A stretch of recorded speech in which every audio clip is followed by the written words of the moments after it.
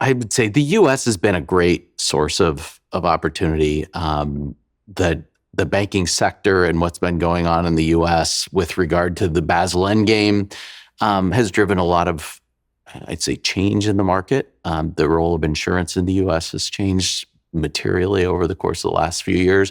Now, in recent months, with tariffs and deglobalization, which is not a new thing, but that acceleration of the trend, I'd say we're starting to see some interesting opportunities arise in parts of the market where we don't have quite the same macro questions lingering. I'd say Asia is an interesting market that doesn't get a lot of attention. Asia Pacific, I should say, doesn't get as much attention in the global scheme, I think, but credit is growing quickly.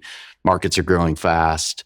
The demand for credit and the usage of credit has changed quite a lot. And there are a number of credit systems that actually operate really, really effectively. Australia would be one. I think India is an interesting example of a market that has changed massively in the way creditor rights have evolved. And I'd say for the most part, it's been a good direction and does not represent a material portion of any LP's real private credit exposure. So I think there's some interesting things happening in Asia that don't necessarily get the headlines.